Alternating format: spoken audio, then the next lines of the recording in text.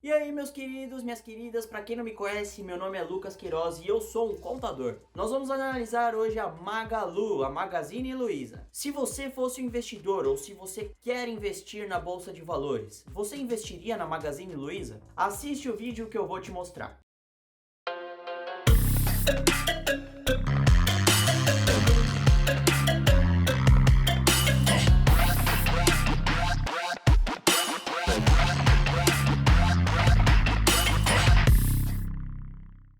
Toda vez que um profissional contábil inicia uma análise de algum relatório, ele precisa fundamentar a sua opinião e analisar bem o cenário, o período, o que aconteceu. Para quem não sabe, em 2019 e 2020, na verdade, para quem não sabe, é para quem não vivia aqui na Terra, né? Mas enfim, eu não vou falar o nome do serzinho que tá afrontando todo mundo, porque senão eu perco o alcance, mas você entendeu do que eu tô falando.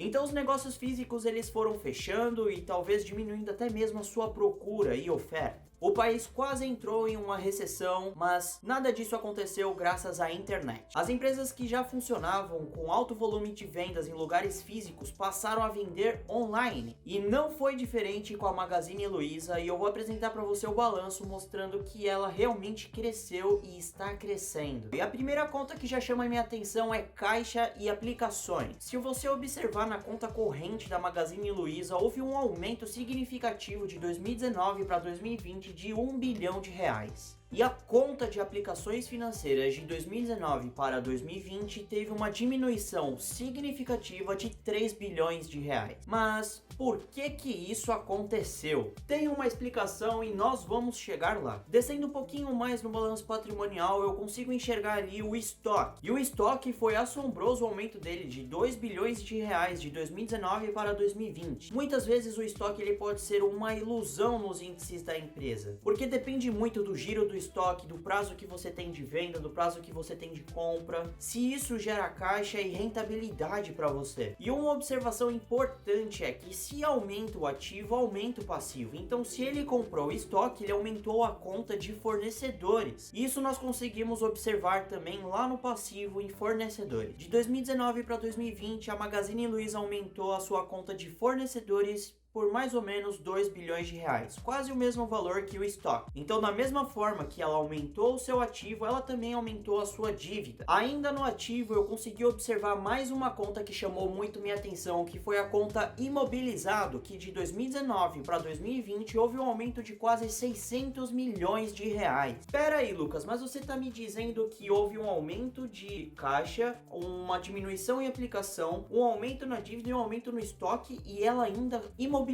Calma que vai ficar mais interessante, fica no vídeo que você vai entender. Lá no passivo, nas dívidas e obrigações da empresa, nós conseguimos observar que houve um aumento na dívida dela, do empréstimo e financiamento. Daí nós temos duas possibilidades. Ou ela tomou o empréstimo para poder aumentar o seu capital de giro, ou ela usou o financiamento para poder comprar um imobilizado. Mas o movimento mais inteligente que eu achei no balanço patrimonial da Magazine Luiza foi nos empréstimos e financiamentos a longo prazo, ou seja, superiores a 12 meses. A empresa tinha uma dívida de 800 milhões de reais e em 2020 ela diminuiu essa dívida para míseros 17 milhões. A primeira coisa que uma empresa faz em momentos de crise é renegociar as suas dívidas mais longas com o intuito de diminuir a taxa de juros. Com a diminuição da conta de empréstimos e financiamentos a longo prazo e a renegociação de suas dívidas, sobrou no caixa mais ou menos entre 600 milhões a 800 milhões de reais. Então esse valor grande demais, ela poderia fazer diversas coisas. Ela poderia simplesmente colocar no caixa para poder ter capitalização, para que ela pudesse suportar pelo menos as suas atividades por mais alguns meses na pandemia. Lembre-se, estávamos em uma pandemia. Mas não, nada contente, ela decide investir comprando empresas, fazendo aquisições. De 2019 para 2020, a Magalu investiu 600 milhões de reais em novas aquisições. Então o resumo da ópera ficou o seguinte: com a saída de caixa e o aumento significativo no estoque, o aumento no imobilizado e a diminuição em quase 4.700% de sua dívida, a Magalu ela teve a capacidade e a audácia de comprar novas empresas. Isso significa que ela está avançando, ela está somando receita, agregando valor à sua marca. Veja que só nesse ano a Magalu já anunciou a compra da KaBuM e do Jovem Nerd, por exemplo. E isso pode parecer uma novidade, mas não é uma novidade. Os relatórios contábeis do passado já estavam dizendo que ela estava projetando novas aquisições. E o veredito é o seguinte: se eu trabalhasse e usasse a renda variável e investisse o meu dinheiro na bolsa de valores, certamente uma das minhas carteiras seria da Magazine Luiza. É uma empresa forte, competitiva e que está em crescimento absurdo. Anota o que eu tô falando, em alguns anos nós vamos ter uma Amazon brasileira. Faz sentido pra você essa análise? Deixa o seu gostei, me ajuda pra caramba e deixa nos comentários. Salva também pra ver depois. O vídeo vai ficando por aqui e nós vamos ter mais análises. Fique esperto e fui!